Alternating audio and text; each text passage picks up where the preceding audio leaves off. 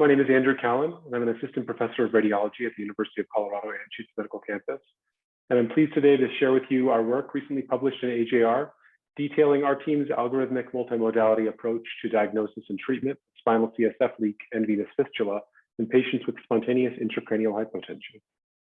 As radiologists, we find ourselves positioned to be leaders in this space because the clinical manifestations of intracranial hypotension can be very variable and challenging. And while the majority of these patients have a headache which is worsened while they are upright and improved while they are supine, a so-called orthostatic headache, there can be many additional clinical features which can cloud the clinical picture. And imaging, while imperfect, can really point us in the right direction in terms of getting these patients diagnosed and treated appropriately. The headache associated with SIH, again, is typically a postural one that is worsened when the patient is upright. It may be absent in the morning and worsened throughout the day and could be aggravated by Valsalva or Valsalva-like maneuvers. The pain is thought to be due to a combination of venous engorgement and sagging and traction on meningeal layers. When we think about the type of leaks that lead to SIH, we categorize them in three different types. The first is a dural defect, which leads to accumulation of CSF in either the ventral or dorsal epidural space. In this patient, there's a ventral epidural collection. There may be a leaking meningeal diverticulum, which typically are very challenging to see on conventional first-line MRI. And in this patient was discovered using MR myelography, installation of gadolinium into the intrathecal compartment, and subsequent visualization of a leaking perineural cyst here with weeping contrast along the intercostal space. And the final category being a CSF venous fistula, that is an abnormal connection between a paraspinal vein and the thecal sac. And discovering these fistula require specific imaging techniques with special provocative maneuvers, which we discuss in our paper. When we think about intracranial hypotension, many people have said that really hypotension is a misnomer and we should be actually using the word hypovolemia. And that is to say that a lot of these patients don't have abnormal pressure in their craniospinal compartment, but really their clinical syndrome and their imaging features, if present, are a result of manipulation of the sum of volumes of brain, cerebrospinal fluid, and intracranial blood. And that as cerebrospinal fluid decreases, the volumes of brain and brain tissue in the intravascular compartment increase. And in that regard, we can think about the imaging features of SIH as a result of that aberrancy within the Monro-Kelly doctrine, in that there is diffuse pachymeningial enhancement as the dura, which is a rich venous structure, engorges to accommodate that space. The brain posterior fossa particularly sags, which is thought to be one of the most specific features of SIH. We can see here that in this patient, the mammalopontine interval is narrowed, as is the prepontine cistern, and the suprasellar distance is also narrowed as a result of pituitary engorgement. Subdural collections can accumulate as the venous sinuses distend, their permeability increases, leading to fluid or blood moving abnormally across the venous wall. Superficial siderosis can occur from chronic microtrauma to the epidural venous plexus and circulation of subarachnoid blood products, which often deposit on the cerebellar folia, as shown here.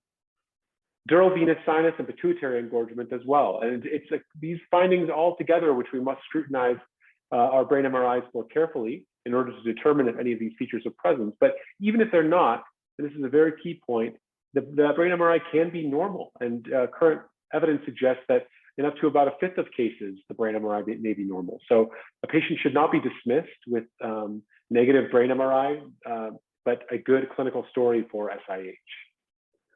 Why are we looking in the spine for these leaks and not, for example, the skull base? Well, this has to do with the anatomy and physiology of the craniospinal compartment, in that in the standing position, there exists a pressure gradient in that compartment, so that above a certain line, that zero pressure point, or the ZPS, the pressure is actually negative, slightly negative with respect to atmospheric pressure.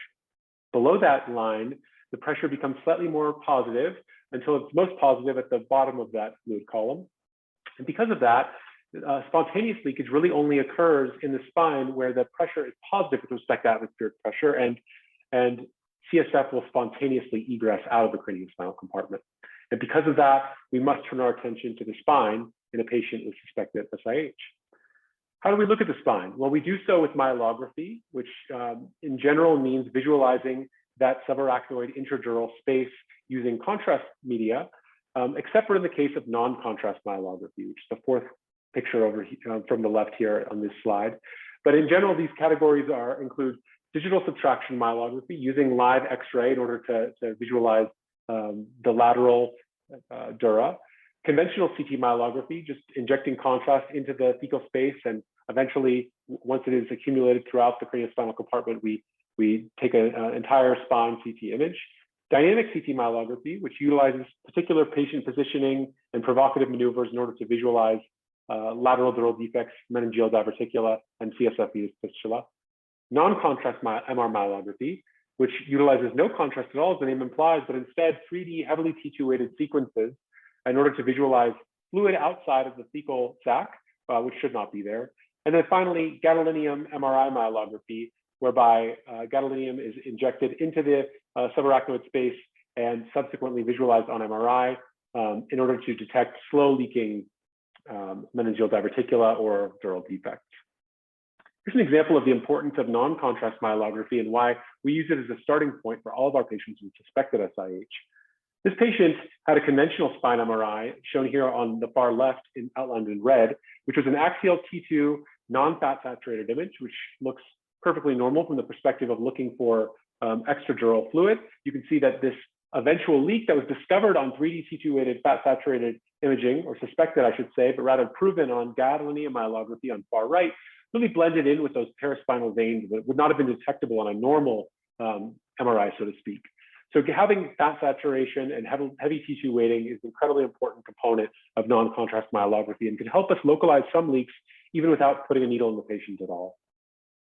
When it comes to contrast-enhanced myelography, there are really three types of this: dynamic CT myelography, fluoroscopic digital subtraction myelography, and MRI myelography. At our institution, we use dynamic CT myelography. It has excellent spatial localization, allows us to image the entire spine at once, delineate surrounding anatomy without significant artifacts, and does not require anesthesia. We can treat the patient in the same setting if we're able to detect the leak, but does have the downside of a relatively high radiation dose. Fluoroscopic or digital subtraction myelography provides excellent temporal resolution, as well as the ability to use the tilt table and biplane to really excellently visualize certain types of leaks, but you don't get to visualize the entire spine at once, and it is prone to both motion and superimposition artifacts, which may require anesthesia support for breath holding, for example. MRI myelography, as we mentioned, has excellent contrast resolution and is very good for slow flow leaks, but intrathecal use of gadolinium is off-label, and so slightly controversial, but it is generally considered safe in the literature. No matter what type of myelography we're doing in our patients, if we need to puncture their dura, we want to minimize the chance that we're going to cause a post-dural puncture headache. And while the incidence ranges from somewhere between 10 and 40%, and there are many factors that are not in our control, what is in our control is the type of needle that we use. And we know that a smaller needle and a needle that is not cutting, that is a side hole needle, are preferred and result in less rates of post-dural puncture headache. And therefore, on any of our patients who have a suspected underlying spontaneous leak, we use a side hole needle in order to minimize the chance that we give them another leak. In terms of dynamic CT myelography, there are really two versions which are tailored to the suspected leak. In the case of a suspected ventral dural defect, where we see a ventral epidural collection on MRI, we position the patient prone in order to have contrast layer ventrally and localize that defect. If we don't see a collection on MRI, we position the patient in the DECUBITUS position in order for contrast to layer laterally, which will help us visualize CSF venous fistula as well as leaking perineural cysts. And we may use additional techniques such as pressure augmentation with sterile saline and inspiration during scanning in order to maximize visualization of these defects. Here are just some examples of me laying on our CT gantry. The details of our myelography procedure are explained in our manuscript, and I would refer you to that. But in general, we're injecting contrast into the subarachnoid space, removing our needle, inflating the hover mat in order to facilitate cranial passage of contrast, deflating that hover mat device, and then rapidly scanning in order to visualize leaks.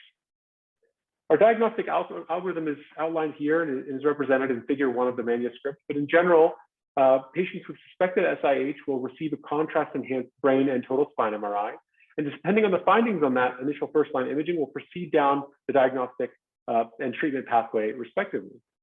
I will point out that patients in this far right column with a negative brain MRI still receive dynamic CT myelography in order to evaluate for underlying leak or fistula, despite the fact that their imaging is negative. And this is a very important point and one that requires really multidisciplinary care for these patients in order to really rely, because we're relying on our neurology colleagues' clinical exam and clinical suspicion as much as we are any sort of imaging finding itself.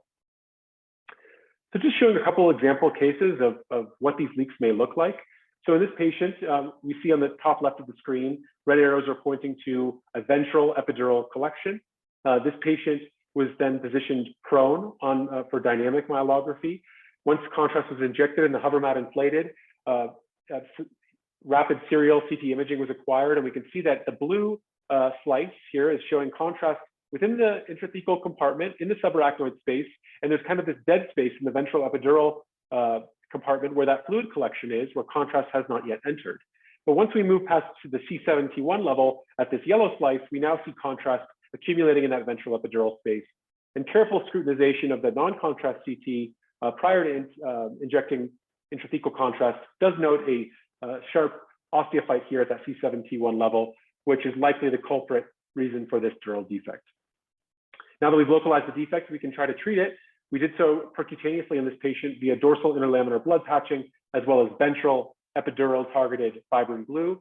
But unfortunately in this patient, he did not receive durable relief and as such required surgery. This view is via a dorsal approach. A durotomy was created and the cord manipulated as such to visualize this ventral defect here at the C7T1 level, which was repaired surgically, resulting in resolution of that ventral epidural collection, and most importantly, resolution of the patient's symptoms.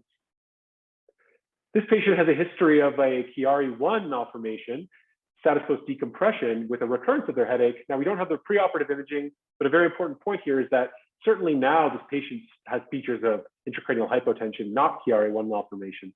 Despite the two entities sharing cerebellar tonsillar ectopia, there are features in spontaneous intracranial hypotension, namely the sagging of the brainstem and the secondary signs that we discussed earlier that are present, should not be present in a CHIARI 1 malformation. So nonetheless, regardless of what this patient looked like preoperatively, this imaging with the narrow vimalopontine distance, effacement of the prepontine cistern, engorgement of the pituitary gland, as well as cerebellar tonsillar ectopia through this now craniectomy defect, in addition to these subdural fluid collections notable on the axial T2 flare image, are very consistent with SIH. The patient had negative spine imaging, that is to say there was no epidural fluid collection, and thus she was taken to CT dynamic myelography. She was positioned in the right lateral DECUBITUS position. And we can see on our top left image here that there is a linear contrast classification along the right lateral fecal sac, which is present on early phase imaging, but not so on delayed phase imaging. This patient was then treated with fibrin embolization of that CSF venous fistula, which resulted in reversal of her imaging findings, as well as reversal of her clinical features.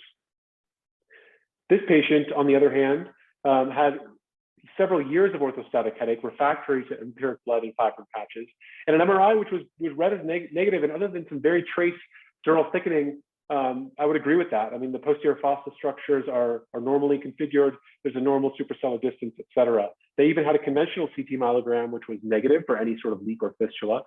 But in the right lateral decubitus position, after pressure augmentation with sterile saline, that we revealed a CSF venous fistula arising from the neck of a perineal cyst. This was demonstrated both on dynamic CT myelography as well as on subsequent MRI myelography, which was obtained per our protocol. The patient was treated at first with percutaneous fibrin glue, but unfortunately did not experience a durable relief from this, clinical relief, and so was taken to the IR suite for endovascular embolization. These images show access to the azygous vein via the internal jugular vein, cone beam CT demonstrating this paraspinal vein catheterized from the venous side, and then subsequent embolization with NBCA glue material and relief of the patient's symptoms.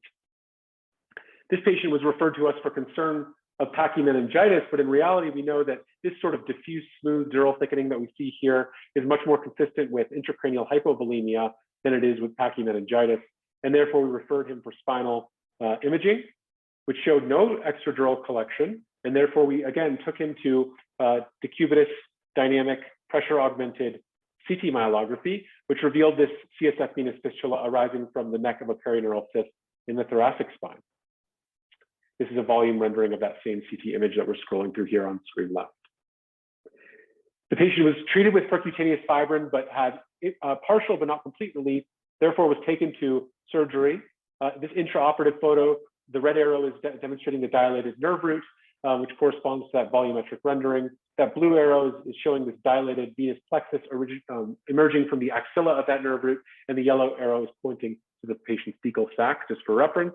This nerve root was ligated, as well as that venous structure, which resulted in reversal of the patient's imaging findings shown here, as well as resolution of their clinical syndrome. Finally, an example of a patient with an occipital headache with a very vague orthostatic component, but their astute neurologist did suspect CSF leak. The patient's brain MRI was notable for effacement of that suprasellar cistern, as well as narrowed mammalopontine interval. This leak was suspected on the 3D T2-weighted fat-saturated imaging, but it was very subtle and thus confirmed on a gadolinium-enhanced pressure-augmented delayed myelogram. It was not evident on their early phase dynamic CT myelography, and therefore could be targeted with percutaneous fibrin glue injection, resulting in that, a decreased engorgement of the pituitary gland, as well as increased mammalopontine distance. This patient is a 55-year-old with years of an orthostatic headache, with a temporary improvement with biannual dorsal epidural blood patches. Their brain imaging was completely negative for any signs of SIH, measurable or qualitative. But despite that, their robust response to blood patching, while not durable, and their clinical features of their headache really suggest that there might be an underlying leak here. This case really illustrates the importance of multi-phase imaging, as well as comparison to that 3D T2-weighted fat-saturated imaging. That early, that T2-weighted fat-saturated imaging gives us a sense of the confines and contours of the dura at a particular level, so that any sort of contrast, for example, in this case, feathery contrast in that left foramen, which changes on even subsequent delayed imaging, can be compared to that 3D T2-weighted fat-saturated imaging and proven to be in fact a leak. And this patient was treated with fibrin glue at this leaking site and didn't need any more biannual blood patching. So it was able to fix his symptoms. So again, here is our diagnostic algorithm. I'll refer you to the paper for more detailed description of all these components, technical details, imaging parameters, et cetera. But thank you very much for listening. Here's my contact information, as well as my Twitter handle. Please reach out to me with any SIH or CSF leak related things. And yeah, I look forward to hearing from you. Thank you so much.